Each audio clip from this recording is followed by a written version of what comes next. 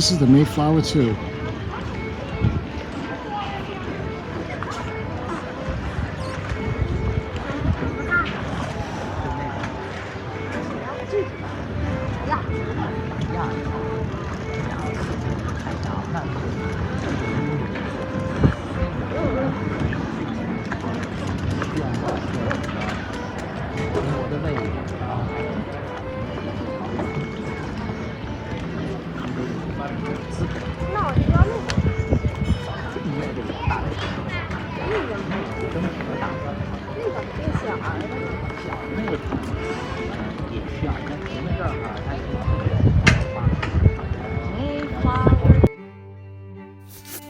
Before her famous Atlantic crossing, the Mayflower was used to make short sea journeys.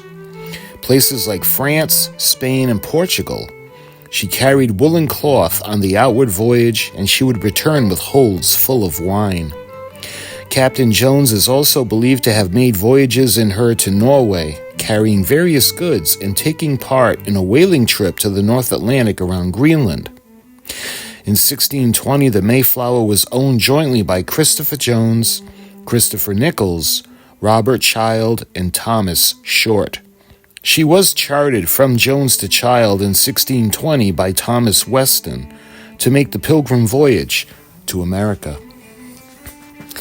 The name Mayflower was popular with those naming merchant vessels of the time period. Before the end of the 16th century, there were at least 10 such vessels that had the same name. They operated from Newcastle and other ports down to London and along the southern coast. This made it difficult to determine which one was exactly the Mayflower the Pilgrims came to America on. Drawing from historical documents and information, the Mayflower was most probably a square-rigged English merchant ship. This is a generic type of sail and rigging arrangement, where the primary driving sails are carried on horizontal spars, which are perpendicular or square to the keel of the vessel and to the masts.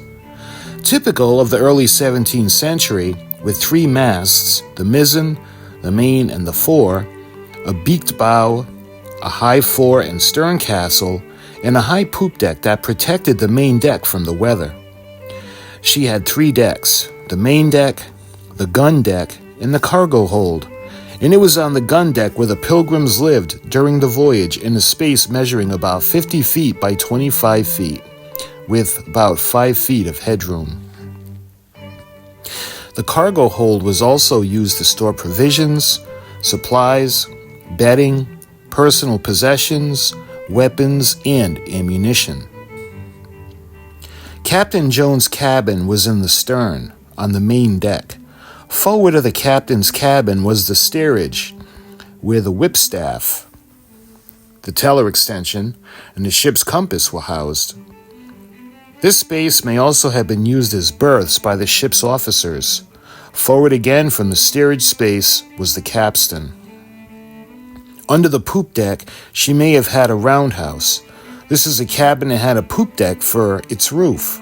It was ordinarily used as a chart room or a cabin for the master's 4 mates.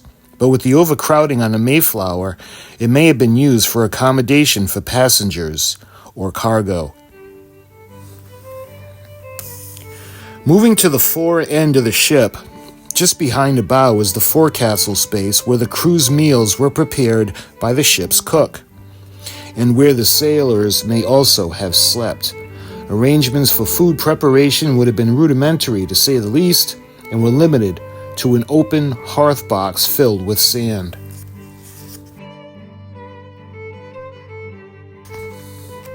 So let's learn a little bit of the anatomy of the Mayflower. We're going to look at a diagram, and you can see the key, and I'm going to read off the sections of the ship. This is a cutaway of the Mayflower from 1620.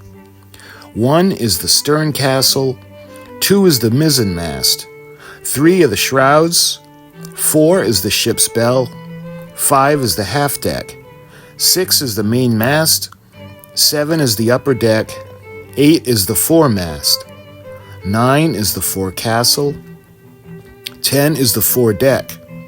11 is the cathead. 12 is the bowsprit. 13 is the beak. 14 is the stern. 15 is the blower anchor. 16 are the dead eyes. 17, the carvel-built hull. 18, the large hold. 19 is the ballast. 20 is the food supplies. 21, the passenger's possessions. 22, the main deck and the passenger living space.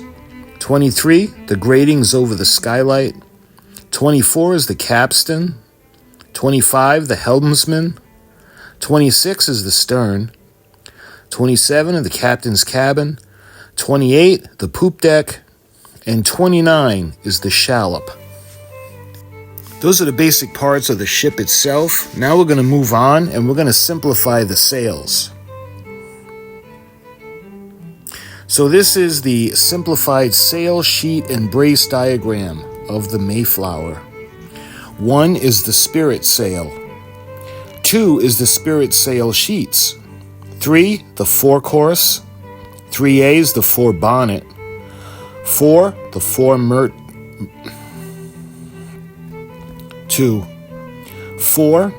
are the 4 martinets. 5 are the 4 sheets.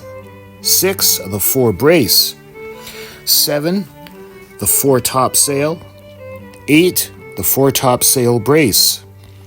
9, the main course. 9A, the main bonnet. 10, the main martinets. 11, the main sheets. 12, the main brace. 13, the main topsail. 14, the main topsail brace. 15, the mizzen. 15A is the mizzen bonnet.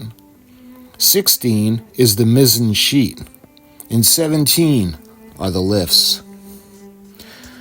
Now this is just a basic breakdown of the anatomy of the Mayflower.